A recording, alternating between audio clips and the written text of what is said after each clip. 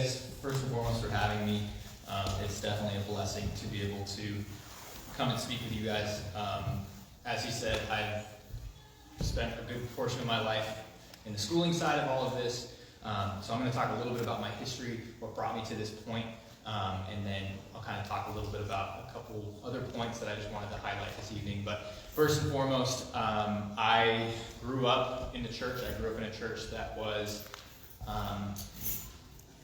I'll say it, is not very friendly to addiction, not very friendly to mental health, not very friendly to a lot of things that didn't fit the very highly legalistic church that I grew up in, which was tough. And so I grew up with this mentality of addiction being this very, very deep, dark, secret thing that we don't talk about. And then as I started getting older and getting a little bit more exposure to the world, I started realizing that addiction is a lot more common than we believe. Mm-hmm.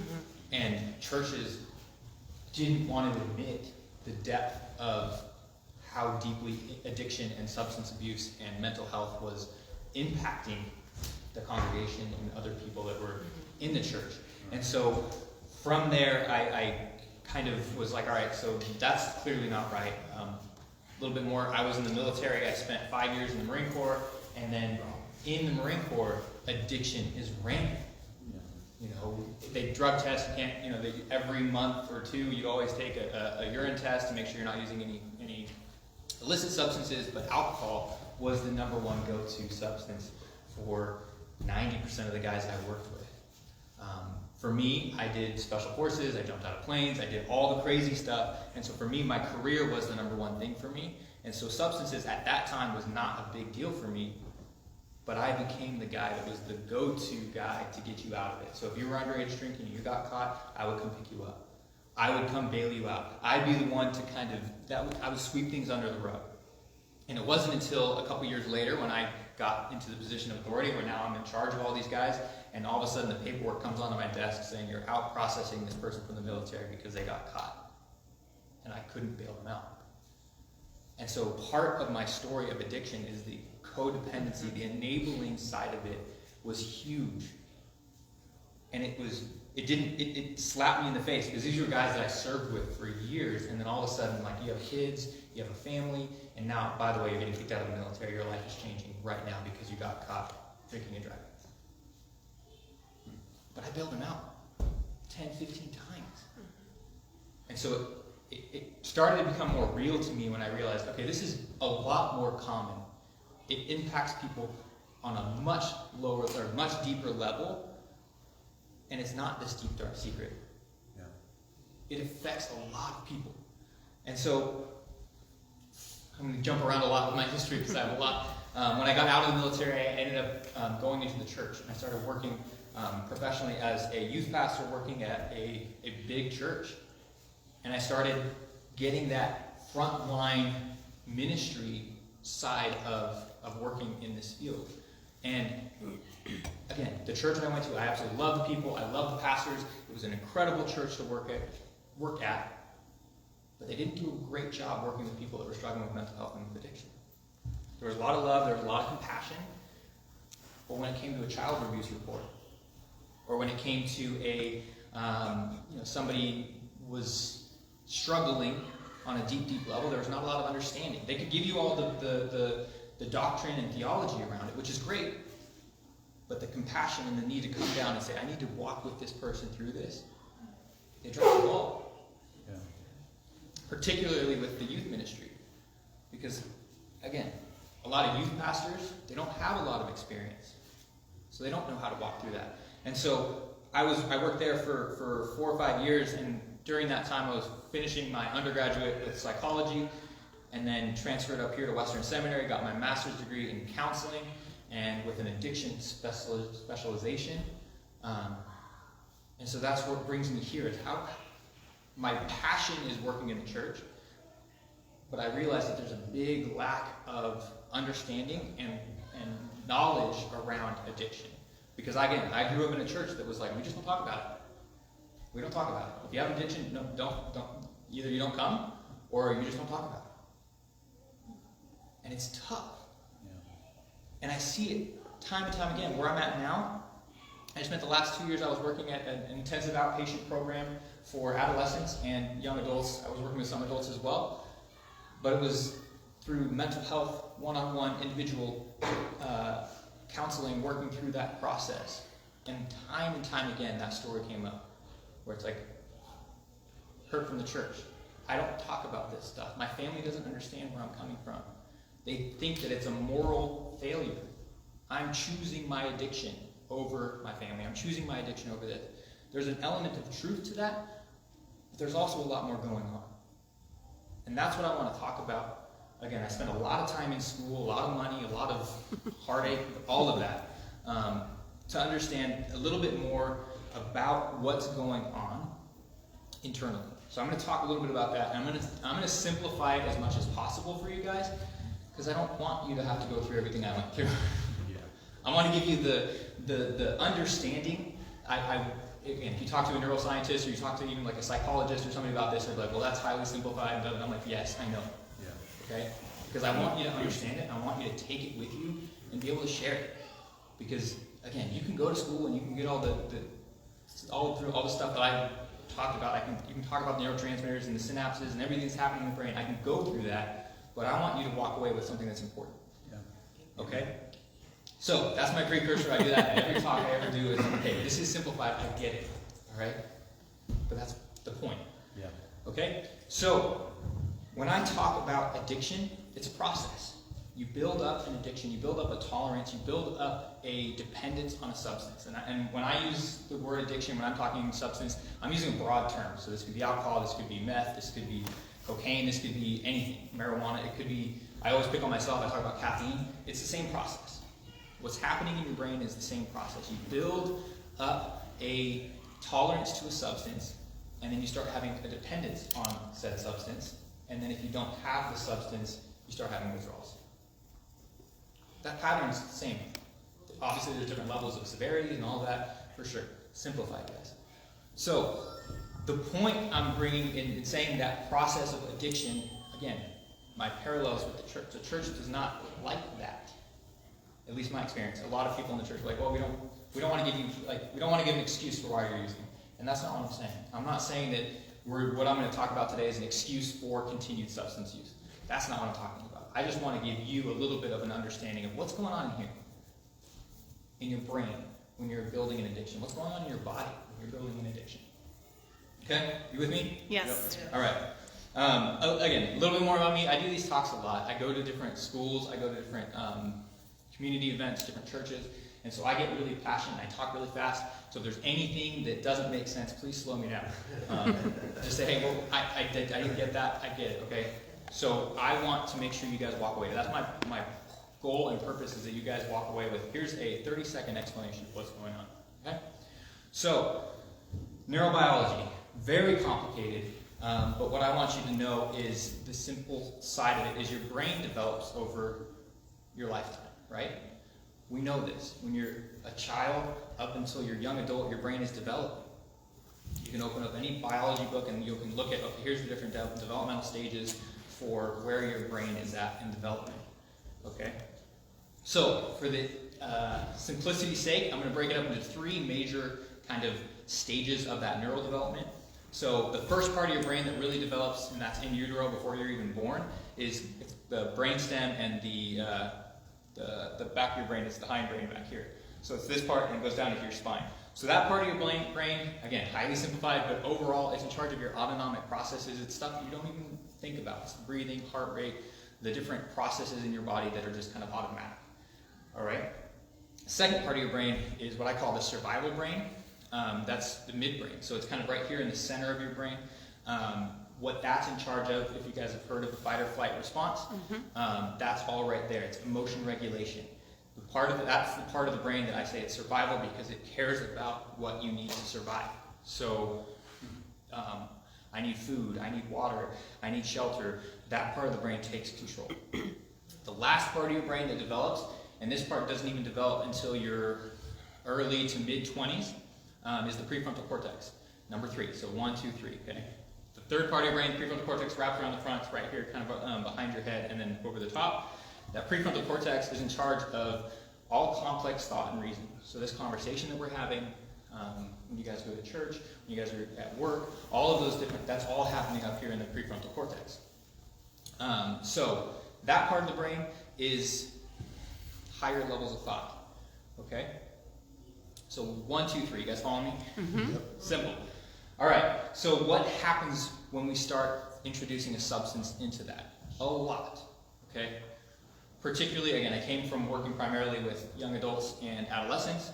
When you start using substances when you're a young adult or an adolescent, it impacts how your brain develops, particularly that third part of your brain, because it's not fully developed yet.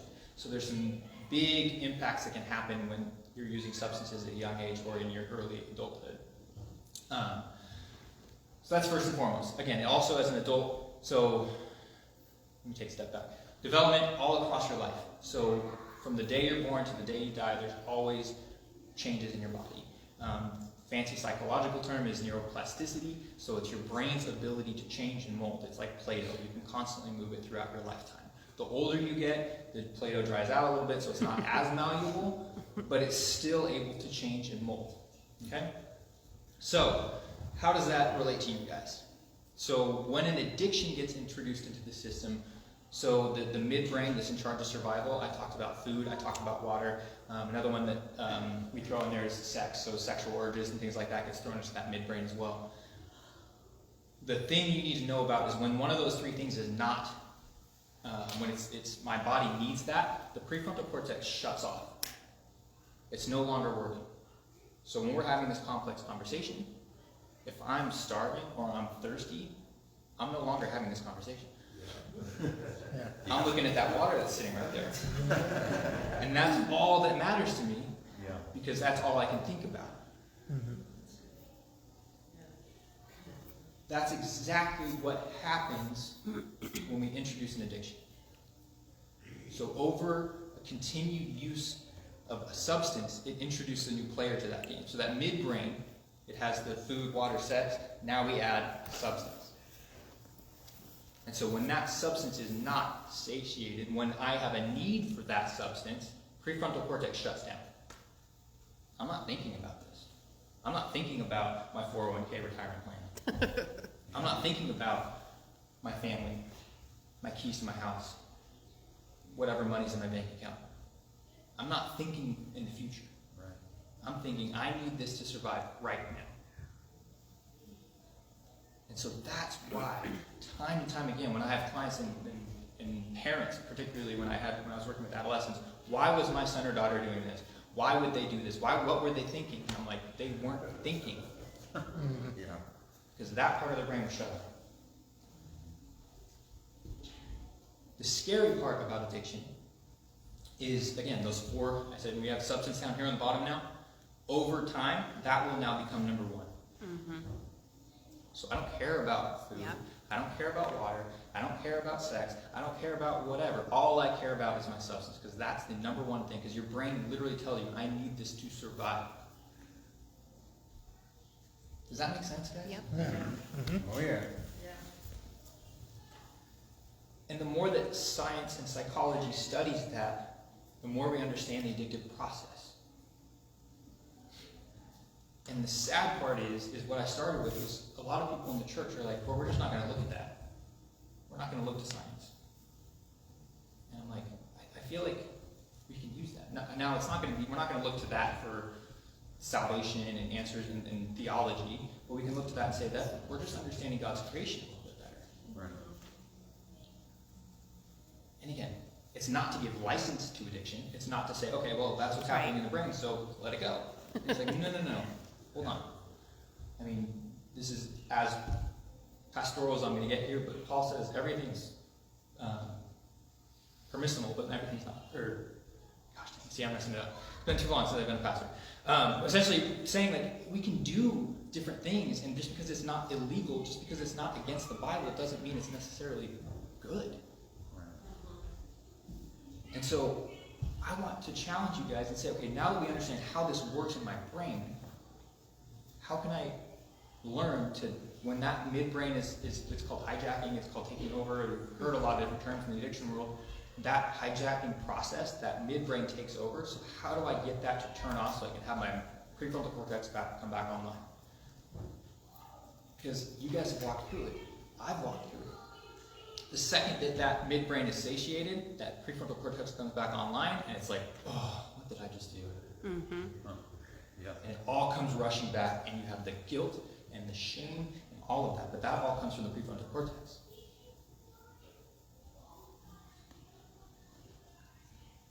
Following? Mm-hmm. Highly simplified. Yeah. That's my entire master's addiction level stuff simplified into a very, very tangible thing that I want you guys to take with you and say, okay, I understand that process. I get that. And when it's fun when I do these talks with people that are in their recovery process because they get it.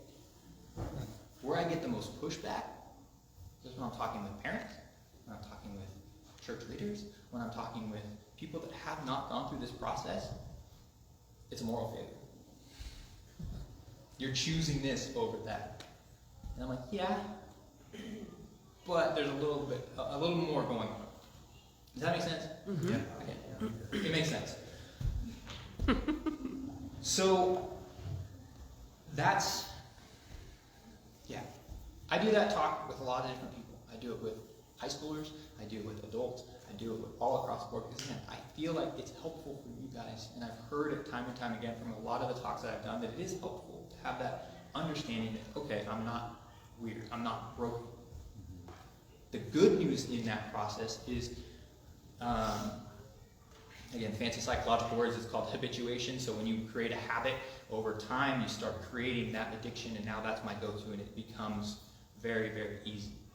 The good news is, the other fancy word is pruning psychology.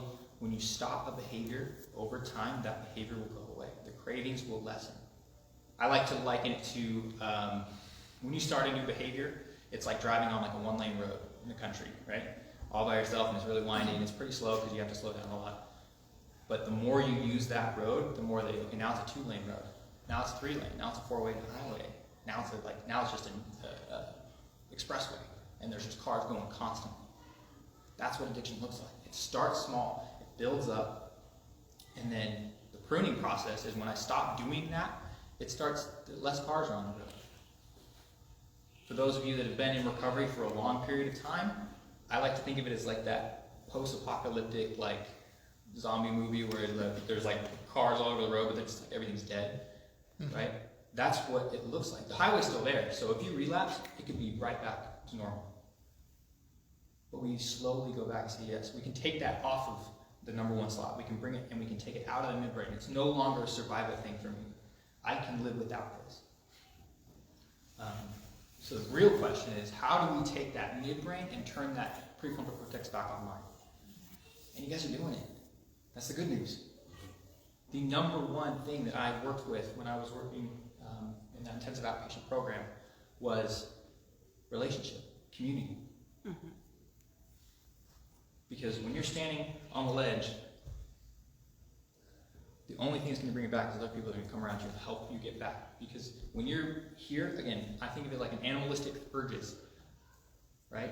You're just going to do it, fight or flight. I'm not thinking clearly. I'm just going to do it because I need it to survive. And the reason you guys are in these types of programs, AA, NA, Celebrate Recovery, Saved and Sober, the reason why you guys are here is because that community can wrap around you when that midbrain gets hijacked. When that's running the show and you have a bunch of people around you and they, okay, after a certain amount of time, that prefrontal cortex comes back online, you're like, oh my gosh, I'm so glad you're here. Does that make sense? Yes. Okay. So the other thing I wanted to speak on a little bit is kind of what is the professionally for me. I'm an associate marriage and family therapist. So that just means the fancy way of saying I'm working towards my 3,000 hours to get licensed as a marriage and family therapist with an emphasis in addiction. What I do professionally is that process. I walk people through that process. Not so much the neurobiology stuff, but the tangible relationship. Because, again, it's great to want to get help, but to have somebody that's willing to go to that deeper level with you and say, what are some of the deeper reasons for use? What does that look like for you?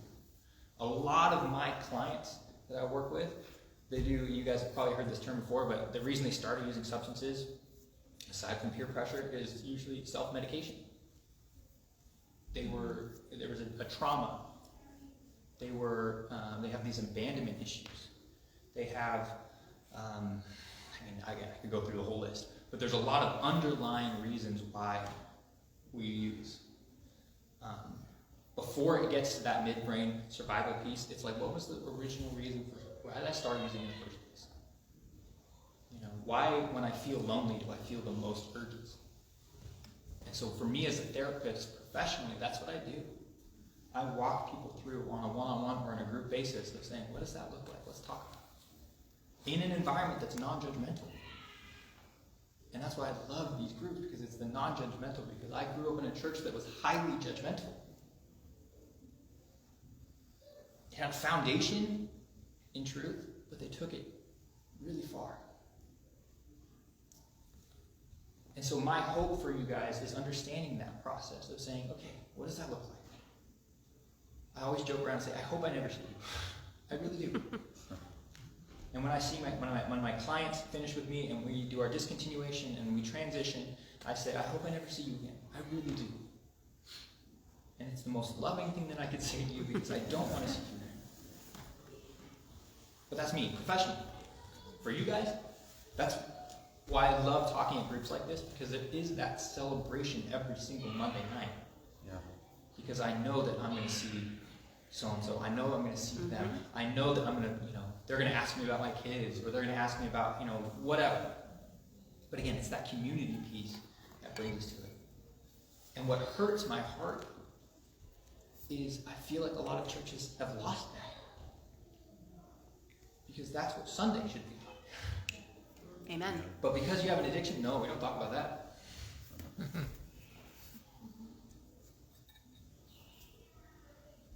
In the church, I have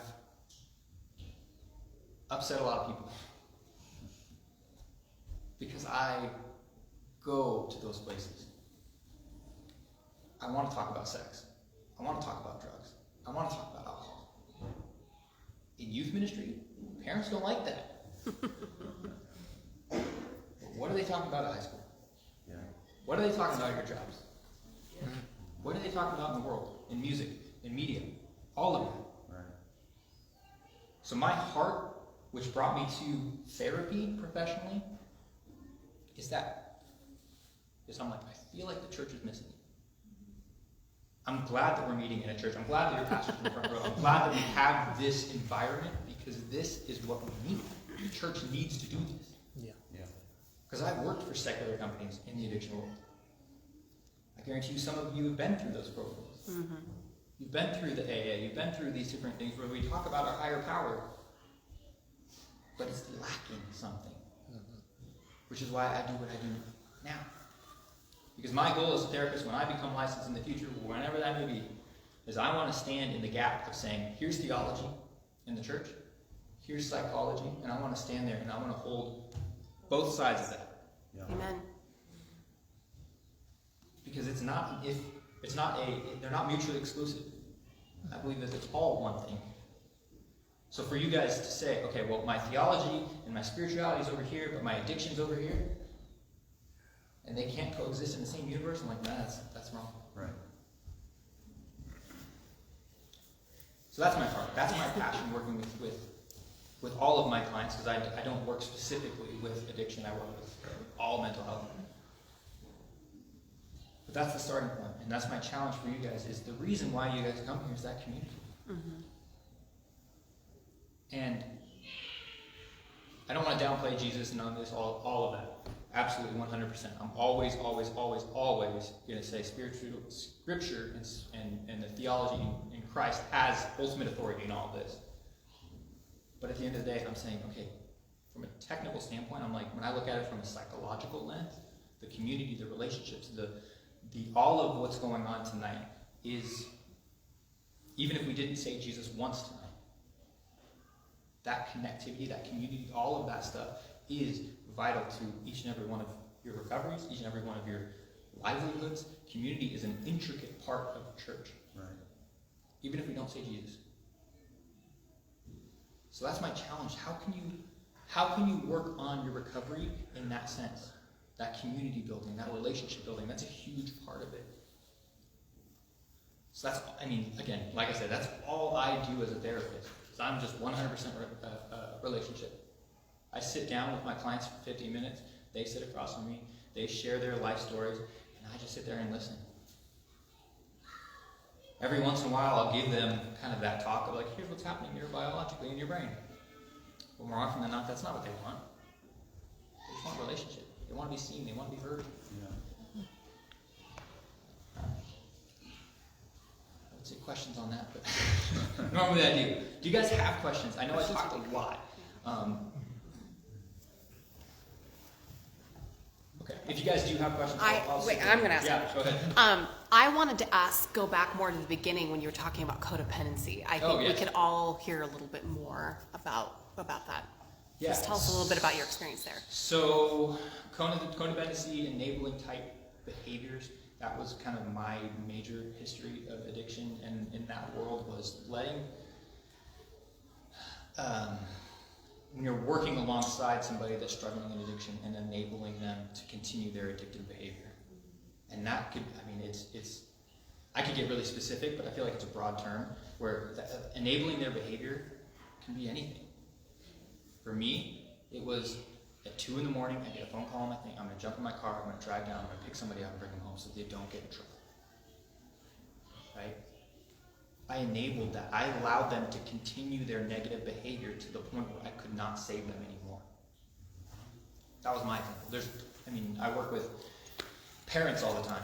When I was working with high schoolers, and parents would go and show up to the high school and they'd bail their kids out, or ask for an extension on an assignment because their kid was feeling sick because they were really hungover. Whatever. We can see it systematically in the school districts and with different, like where we talk about criminality. So when I was in high school, like if you were caught with something, you'd be suspended or expelled, like on the spot, no questions asked. Now they have a lot more loose policies, which is for better, right? There's good sides to it and bad sides to it, but it also perpetuates and enables behavior. And so, again, I'm not here to change any of that politically or whatever, but understanding that how we interact with people that are in recovery is very important. And the way that I come to it now as a professional, where when somebody comes in and they say, hey, I screwed up, I did this, and this, and I'm like, God, that sucks. I'm still here. Yeah. I'm not going to say, hey, great, I'm sorry you had a bender over in Vegas, that sounds like it was a great time. I'm going to say, that sucks. Now let's move forward. I'm not going to go pick somebody up if they call me at 2 in the morning. I'm not. I'm like, that sucks. When you make bail, come talk to me. Mm-hmm. I'll be there. Yeah. Does that make sense? Mm-hmm. Yeah. And it can be, it's a hard topic because it's so broad that it could be literally anything. A lot of parents I work with, like, I Sounds complicated because you're trying to rationalize at the same time. Yeah, 100%. And again, those of you that have been around a while, denial is a huge part of addiction. Mm-hmm. Walking through that denial piece, when I'm working with clients, even if they've been in recovery for years, I'm like, denial is that sneaky thing that comes back all the time. Mm-hmm. But those on the enabling codependency side, denial is huge. It's huge. My kid doesn't have a problem. Mm-hmm. My spouse, they don't drink that much. It's not that big of a deal. They had a long week, it's okay. They deserve to just relax tonight. It doesn't matter if they went through a 30 rack by themselves. They deserved it. It was a long week. That's what enabling codependency language looks like. So for those of you that have family members or friends or people that have, just be aware of your own denial in that sense. How am I enabling other people? Mm-hmm. And I'm not saying be judgmental and be like, hey, that's not what I'm saying. I'm just saying, how can I be more aware of how denial and my own enabling of somebody else's behavior? Because it's huge. And I'm passionate about it because it was my own story. And when I work with, so when I was doing that program, I was also doing a lot of the parent group. So we do a parent support group where we focused on a lot of that stuff. We focused on that. I also worked with for a time, very short season, worked for a spouse support group. And that was our number one topic, is how am I supporting my spouse in their addiction? On the good side of saying, how am I supporting their recovery, but also how am I supporting their continued use? Right. And again, that's the other piece is, how are you enabling it, but also how are you perpetuating it? If I know that Friday night when you come home and you're exhausted and the first thing that comes out of my mouth is, why isn't dinner done yet? If that's one of your triggers, how am I perpetuating your addiction when I'm constantly highlighting those triggers for you? Right. That's good. So that's the other side of addiction, and working with people that like your Al-Anon groups and things like that are very good on that. It's like, how am I part of this addiction? Because we know how it affects everybody else, but how is their behavior affecting us, and vice versa? But all of that to say, again, I think for me as a Christian, for me in the church, I think it's a huge part of what we need to do as believers is we need to reach out to people. Yeah. And we need to be more welcoming in the church to talk about this stuff, because if we don't, who is? Yeah. So, thanks for being here. Yeah. Thank you. Amen. That's the rundown in the nutshell. So, a lot of codependents stay codependent because that gives them an identity, but it's real tricky as a Christian because we're supposed to serve everybody. Yep. And so, I had to learn there's a fine line between serving someone and enabling someone. So, if somebody's all messed up and sick, that's my call in life to take care of them. That's so huge. So many people in the church and the world that they don't realize it's codependency. But I learned that's codependency. Like, I got to find my own identity, but I also got to be, like when I'm married, I got to be a wife. But I got to learn the fine line of what that means. So that's huge to address that issue to people that, like you said, that have never had addiction, issues, drugs and alcohol. But so a lot of us have had both. Growing up in dysfunction Junction. Yep. You may have heard of that. or growing up in the church, Yeah, we're supposed to serve everybody, especially women. Or serve, and then they become martyrs. And they become resentful. They do all this after all I've done for them, So it's really sad, and it was very freeing to be able to understand the difference. Yeah, we serve Jesus by serving other people, but Jesus saves the individual, so that we can have a voice, have an opinion, have a life worth living, just have a wonderful life. But that's huge about people that have never had addiction in the church. I think one of my favorite professors in school told me this, and this is something I will always remember as a therapist, which is a very simple concept, which is if I'm ever doing more work than my client, I'm not doing it right. Right. And it's a joke for me now because I'm a lazy therapist, and if I'm doing work, then I'm not. That's great, but I use a lot of humor and sarcasm in a lot of my work. If you guys haven't picked up on that, but that's 100% true. Mm-hmm. Because if I'm doing all the work on your recovery, Right. Amen. what happens when I'm not there? Yeah. Because again, I keep going back to it because it's just most recent for me in what I'm doing, but working with parents. Parents are so, they want to dictate their entire child's life. This is when you go to sleep, this is what you eat, this is what you do, this is and then all of a sudden you go to college and I'm expecting you to just magically now I can make all the decisions in the world. No. We laugh at that because it's so It's true. Yeah. But to illustrate your point, because it's a great point, and I'm using the parenting example because it's so common, is if I, as a parent, am always telling you and doing, and find my identity in running your life for you, the second I'm not there, it sets you up for failure. Yeah. And then now, when you go off to college, now I have this identity crisis because I have no idea who I am, because all I do is serve, all I do is give. I'm not a mom or a dad anymore. So that's what innate or codependency looks like. Is if my identity is found in, if my identity as a therapist is I help other people, and that's all I do. What happens when I don't help somebody? What happens when they relapse? Is that my fault? No. Because it happens. It happens all the time. I've had countless clients relapse while working with me.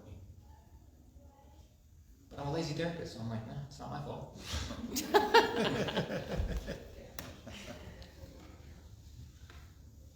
Does that make sense, guys? Yeah. Yes. And it's true in the church. On the other side of it, it's true in the church. Because if I am in charge of your spiritual walk, if I'm the thing that's supposed to be saving you, or if your salvation lies in my lap, you got issues. Yeah. Because I'm your therapist. Like, that's not my job. I don't want to speak for you, but at the same time, I feel like, again, if you're the one doing work on somebody else's spirituality or who they are in their walk as a Christian,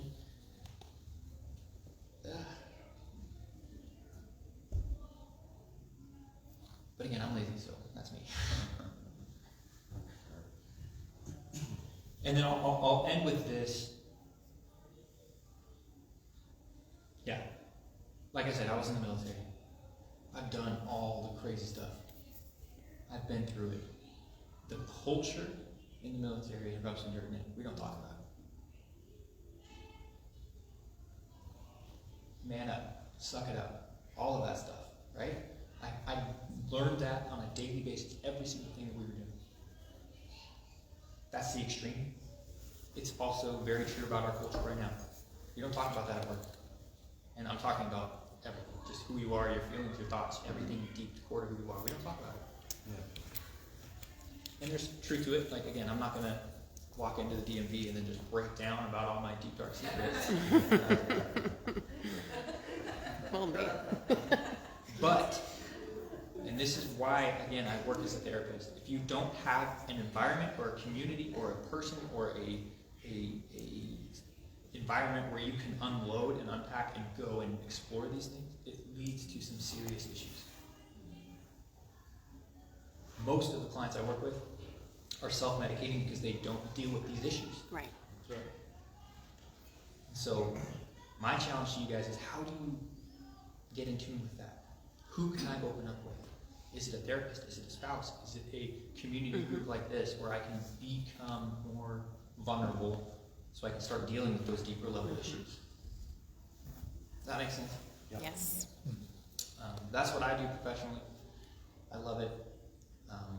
I love that I can use Jesus' name, because in a lot of places I talk, I can't. Am I talking about Bible? Absolutely.